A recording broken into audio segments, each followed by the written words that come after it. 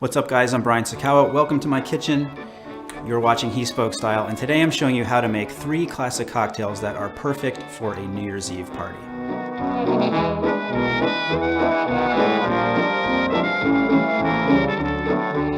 So this time of year I always think about classic cocktails because one of the traditions that we have around the house that came from my wife's family is that we like to watch the Thin Man movies. You have everything that is good there with William Powell and Myrna Loy. You have loads of style, you have intrigue, you have humor, and you have lots and lots of cocktails. How many drinks have you had? This will make 6 martinis. All right. Will you bring me 5 more martinis?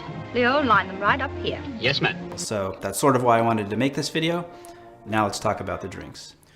First up is the venerable martini. Now there are tons of variables when it comes to making a martini, including the type of gin you choose, the vermouth, and of course, the proportions. Now, all of these things are completely a matter of personal taste, but for this video, obviously, I'm going to show you what I like best.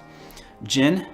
My favorite gin for my martinis is Bombay Sapphire. For Negronis, different story. I prefer Beefeater, but I like my martinis to be on the smoother side. And believe me, I've tried many different kinds of gin. Bombay Sapphire is my absolute favorite gin for a martini. Vermouth.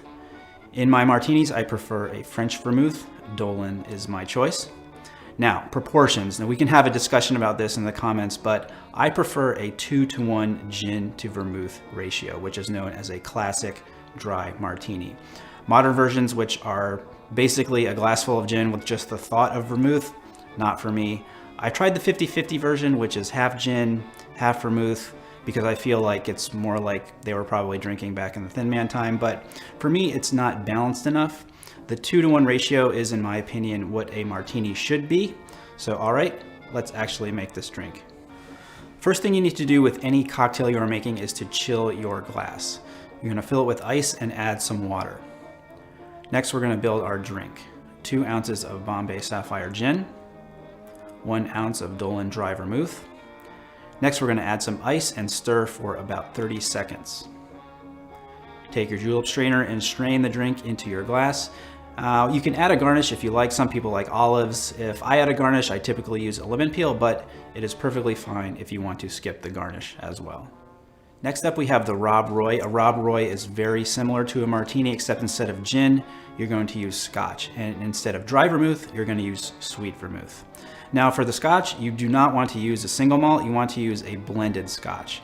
My favorite for a Rob Roy is Chivas. Vermouth. Again, your choice of vermouth is very important. It's a little pricey, but in this cocktail, there is nothing better than Carpano Antica. I've tried other sweet vermouths, including Martini and Rossi, which isn't bad, but Carpano is vastly superior.